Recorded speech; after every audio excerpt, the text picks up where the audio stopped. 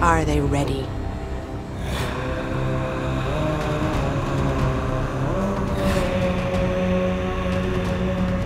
They'll have to be, won't they?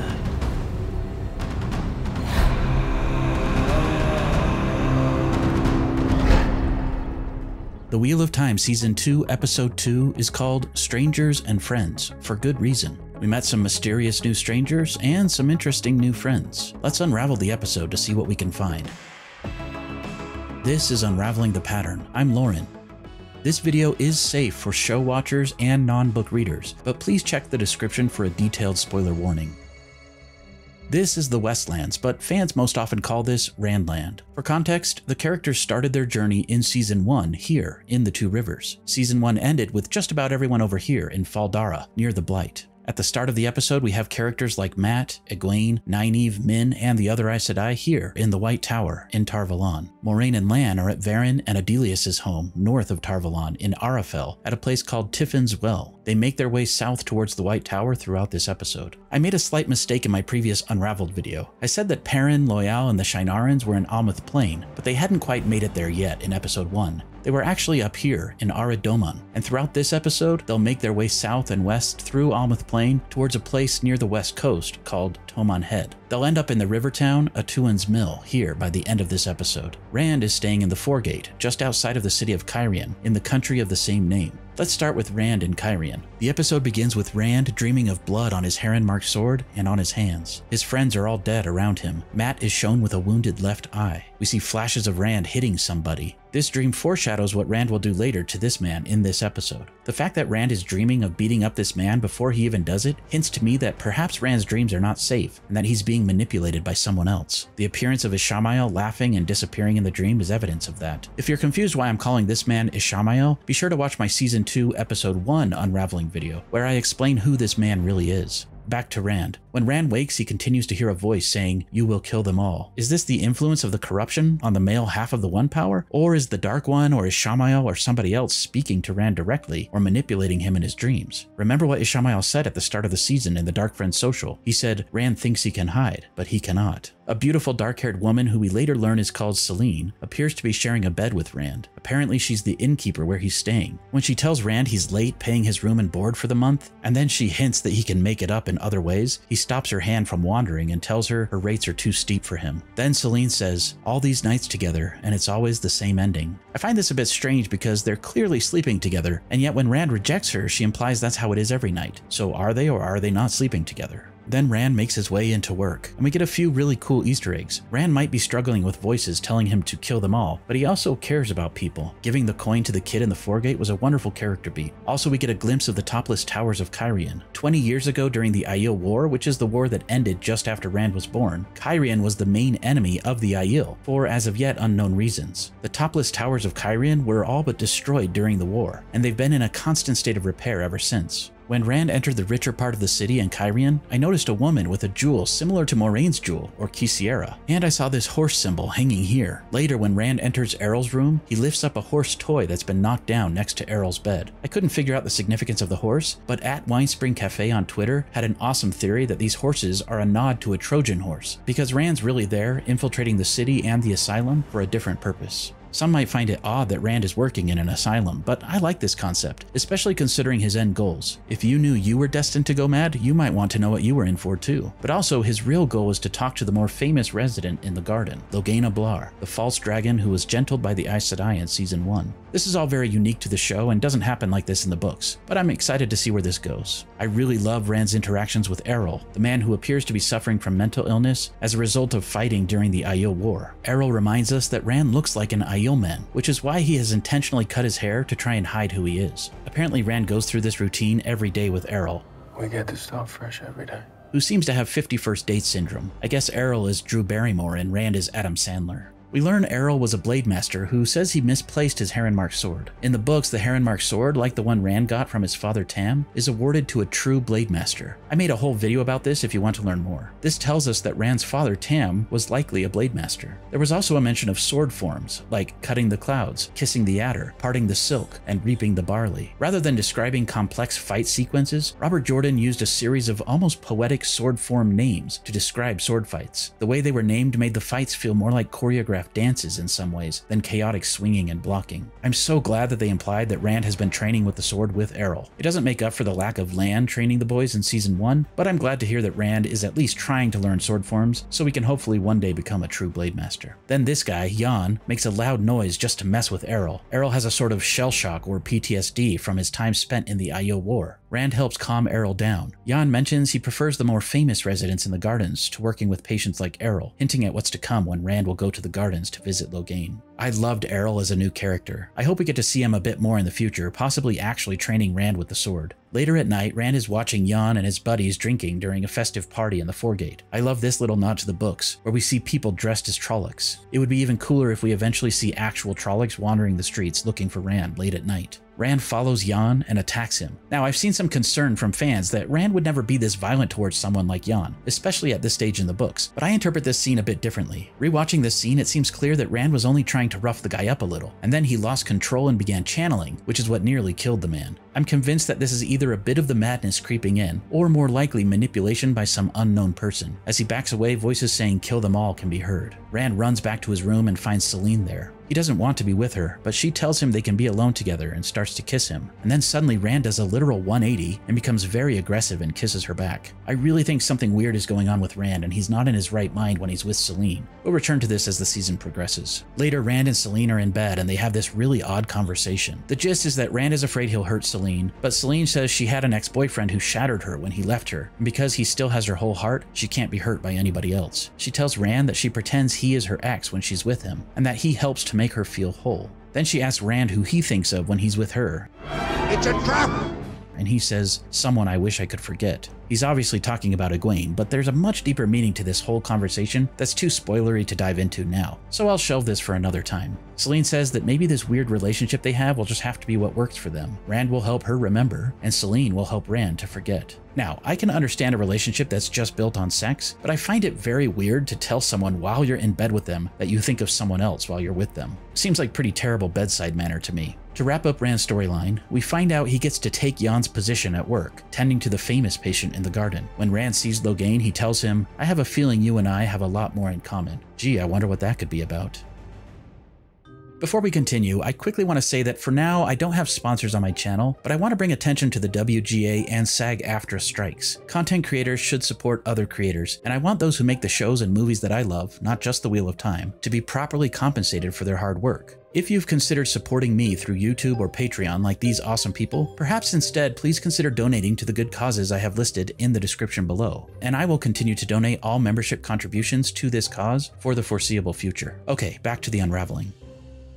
Lan and Moiraine were healed by Perrin and Adeleas after the Fate attack, but they're weak and recovering slowly. Contrast this with Nynaeve healing everyone in the cave in Season 1. Nobody seemed tired or in need of recovery after. Keep this in the back of your heads as the show progresses. Perrin, who has her little book by the way, tells Moiraine she and her sister are coming with Moiraine and Lan. I like how she doesn't ask. She says she assumes they'll head to the White Tower first, and Moiraine reminds her that she's exiled from the tower, to which Perrin responds, "I know." This is interesting for some very spoilery reasons. Let's just say either Perrin thinks Moiraine is no longer held to her oaths for some reason, or Perrin thinks that Moraine's oath to not return home until the Amyrlin calls her back is a sham. I personally believe that Moraine's oath is a sham, but I'll have to share that theory another time. And just to be clear, Moiraine isn't planning to go to the tower, as we learn later. I think she's planning to leave Lan with Alanna and her warders so that she can go to Cairhien alone to investigate the cracked Quendiar seal there. For all we know, she's also received word from her eyes and ears that Rand is in Cairhien. And I think she might expect to die there, which is why she's pushing Lan away. Now, there's definitely something strange about Perrin. She seems to really know things, not just things about Moraine's oath and exile, but on the road, Perrin reveals that she knows Moiraine is involved with the dragon, and she implies that she wants to ally herself with Moiraine. But Moiraine is obviously very suspicious and untrusting. Perrin says many of their Aes Sedai sisters want to cage the dragon, to clip his wings, but she says the truth is that the world is still broken, and she implies that the dragon can help to heal it. Do Perrin's words sound to you a little bit like Dana the Darkfriend from Season 1? The dragon can magically fix the world and everything that's wrong. Could Perrin be the Aes Sedai who was seen in the Darkfriend social in Episode 1? Then Moiraine says not all things that are broken can be healed, implying that she thinks she's stilled and can no longer channel again. By the way, one thing I forgot to mention in my Episode 1 breakdown is that Moiraine definitely seemed to see the threads of the One Power when Perrin and Adeleas showed up to help stop the Fade. Now, they could have changed this for the show like they've changed so many other things, but in the books, someone who is stilled or gentled cannot see the weaves of the One Power any longer, However, someone who is shielded from the One Power can still see the weaves. Back to Verin and Moiraine.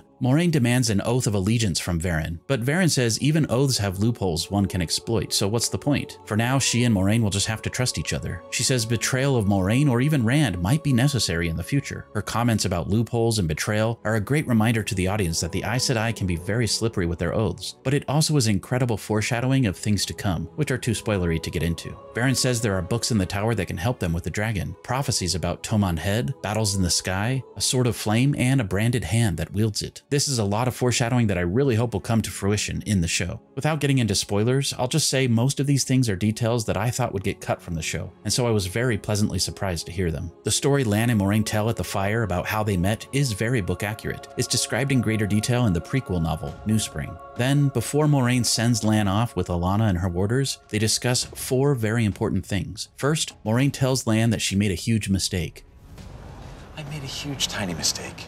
She says they didn't defeat the Dark One at the Eye of the World, they freed Ishamael, one of the Forsaken, and the Dark One's strongest lieutenant. She said Ishamael was probably waking the other Forsaken, and that he was so powerful that he cut her off from the One Power with a flick of his wrist, something that would normally require 8 Aes Sedai to do. Second, she tells Lan that Rand is still alive, and that her loyalty is to the Dragon Reborn. Third, she says that Alanna will take Lan to the tower, and that she'll have Alanna take Lan's bond by force if necessary. Again, without spoiling anything, that's a major foreshadowing for things to come. And just so we're clear, bonding someone as a warder by force is considered to be a major violation, like as bad as sexual assault. So does this mean that Lan will let Alanna bond him, or will his bond with Moiraine remain masked but intact? This is all very different from the book, so I really don't know what's going on. Fourth, Moiraine tells Lan that they were never equals. This might seem harsh or even like a lie, but I absolutely believe Moiraine thinks this is true. I just think that Lan misunderstood her. Lan is a king. Sure, he's an uncrowned king of a dead country that was overrun by the Blight, but he is a king. Moiraine sees herself as a failure, and she says in season 1 that she's a lady from a fallen house. To Moiraine, Lan is her superior. She basically said as much earlier, when she said she knew he was the right choice as her warder because she was so impressed by his courage to face the shadow with just a sword. And did you notice that she called him by his full kingly name? Light protect you. Alan Mandragoran.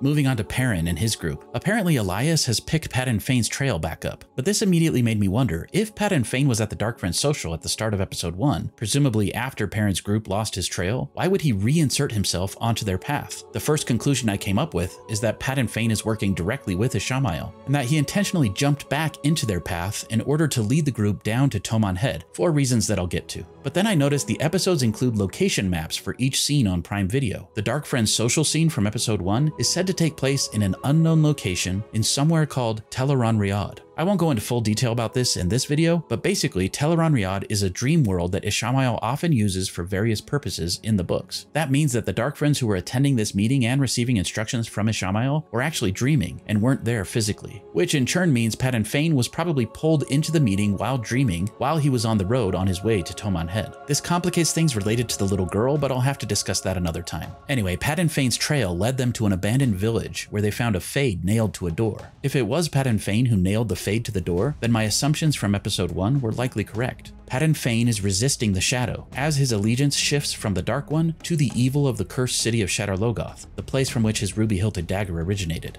But before they see the Fade, Perrin thinks he sees a woman in a window. I zoomed in on the woman and brightened the shot, and I think she's the same woman that he sees later in his vision when he enters the home. Even though this was different from the scene in the book, I absolutely love this version of it. In the book, Uno sees a woman in the window, and then Rand is the one who enters one of the homes. He gets trapped in a weird looping vision where he sees a family running away from dinner as they're chased down by Trollocs. When Rand finally snaps out of the loop, the room is covered in flies. I was so happy to see the flies when Perrin snapped out of his vision. Elias tells Perrin that it's useful to know the difference between visions and reality. Of course, Perrin thinks Elias is doing something to him, but Elias tells him that's not how it works. So without going into too much detail, it looks like they're combining Huron's sniffer abilities from book 2 with the wolf abilities that Elias and Perrin have in the books. Perrin doesn't see visions in the books, and neither do sniffers, but Huron the sniffer, who has likely been cut from the show and combined with Elias, is able to smell violence and piece together details of crimes committed just by smell. I'll get more into the complexities of Perrin's wolf abilities as the show begins to explain it better, but I like that they've basically given Perrin this ability to see the past by sensing, smelling, and possibly by even receiving receiving literal visions or sendings from wolves. It just makes more sense to do this in a visual medium. And it's a fun contrast to Min's visions where she sees the future.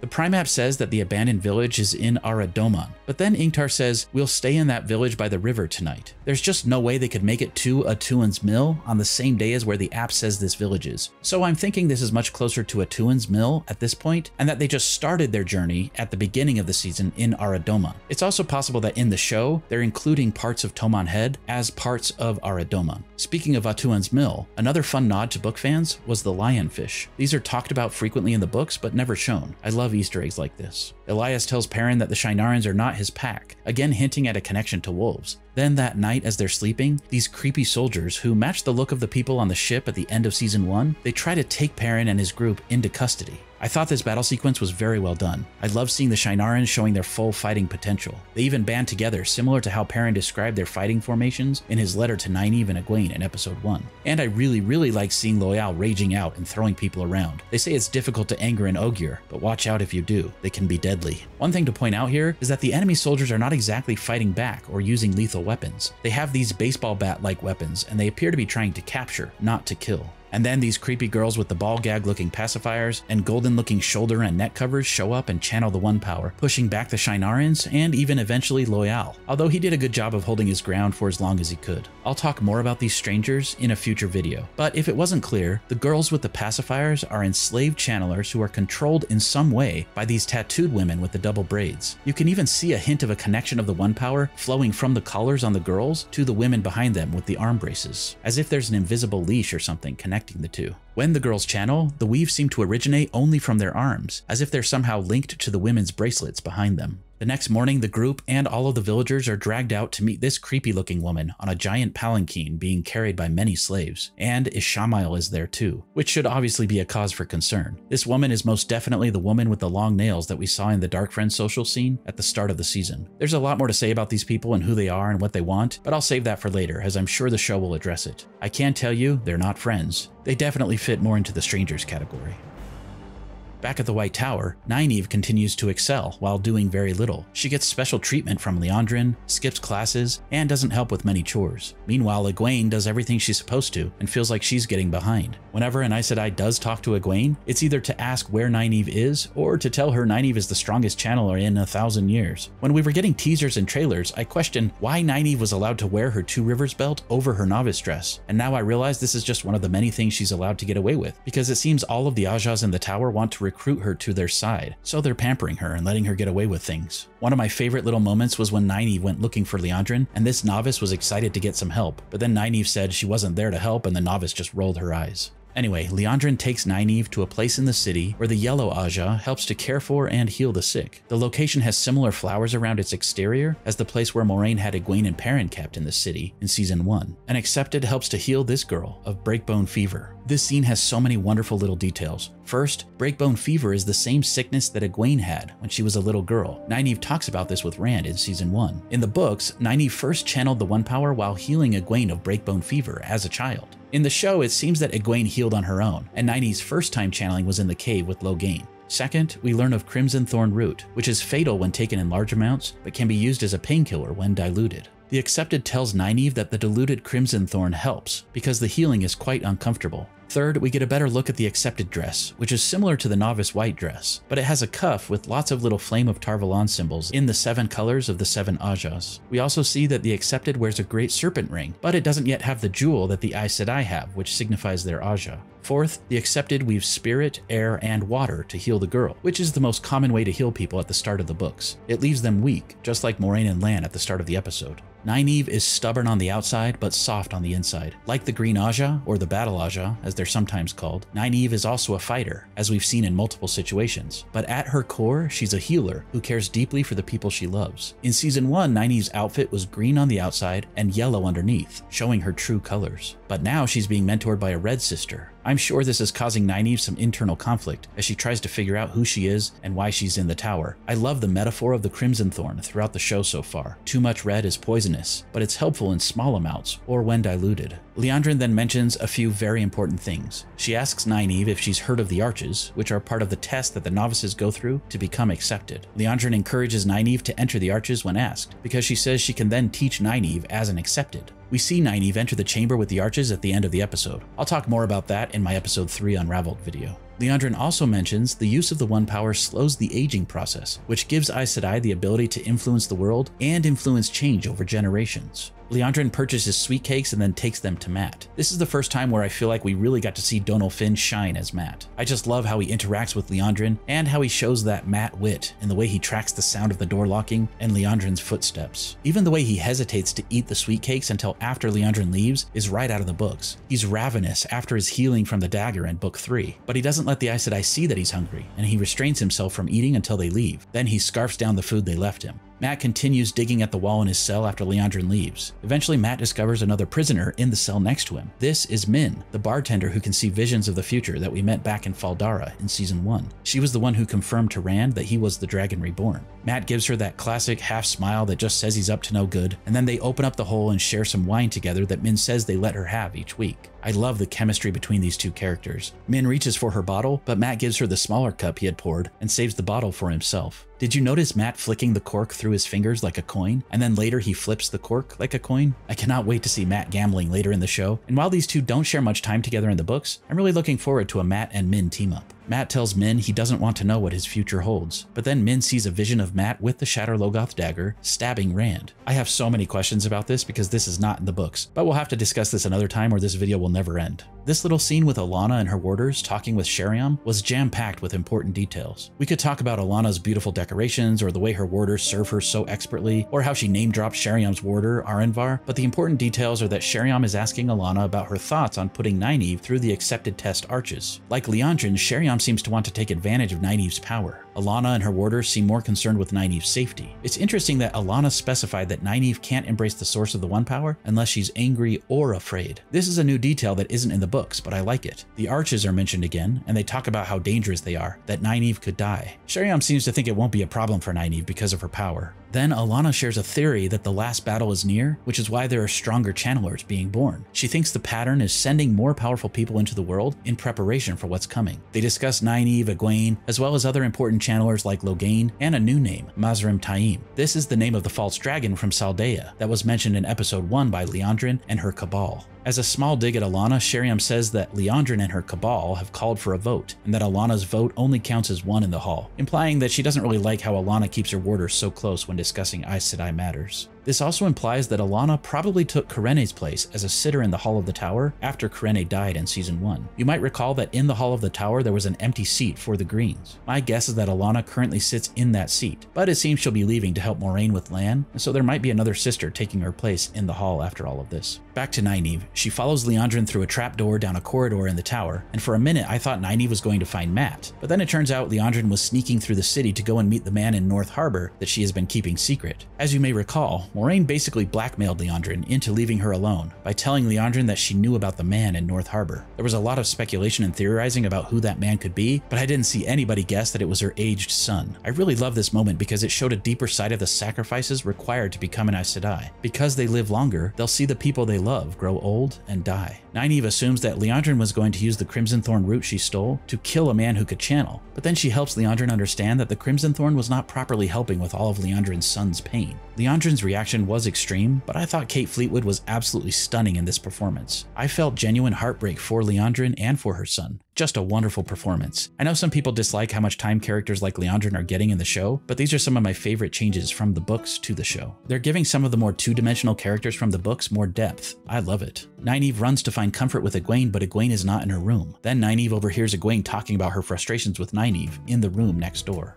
Let's rewind a bit. This wonderful new character and friend is Elayne Trakand, the daughter-heir to the most powerful throne in the world, in Andor. Elayne is absolutely a fan favorite, and Kira Coveney did not disappoint in her portrayal of the daughter-heir. I just loved every second she was on screen. She managed to walk that perfect line of seeming rich and oblivious to others, while also being completely kind and genuine. She acted a bit like she didn't understand social cues, because of how sheltered she was, while also coming across as very sincere and even attentive at times. I loved when she realized she'd insulted Egwene's room and backtracked, pointing out that she knew where Egwene's blanket came from. She informs Egwene that the people of the Two Rivers are part of Andor and are her subjects. Egwene's reaction to this was just perfect. In the books, the people of the Two Rivers have gone generations without seeing any tax collectors from Andor, so they don't even consider themselves to be part of the country. This also made me think of this scene from Monty Python and the Holy Grail. All right, I think he your king. Well, I didn't vote for you. It was a bit shocking seeing Elayne's servants helping her move in, but I love the payoff for this later, when Sheinarans, the mistress of novices, scolded Elayne and asked for the name of the person that helped her servants get into the tower. I love how Elayne held her ground and protected the person and was willing to take on their punishment. It was great seeing Egwene kind of reassess her feelings about Elayne at this moment too. Another detail I loved is that Elayne name-dropped Cadsuane Liandrin, who's a bit of a legend among the Aes Sedai. Hopefully we'll learn more about her character as the show progresses. And finally, it was just so perfect to see Elayne making her own alcohol and saying that she likes to tinker with things. This is great foreshadowing for things to come in her storyline. And I also really liked how she was willing to be straight with Egwene about her jealousy of Nynaeve. So, Moiraine is concerned about who she can trust, including Perrin and Adeleas. Nynaeve has made friends with Liandrin. Egwene has made a new friend in Elayne Trakand. Mat and Min have become friends. Rand has a new friend with benefits, Selene. And Perrin and his group have met some scary strangers who appear to enslave women who can channel. I can't wait to find out what happens next. Please like the video and subscribe to Unraveling the Pattern for more in-depth Wheel of Time analysis. Keep your comments respectful, and until next time, let the dragon ride again on the winds of Prime.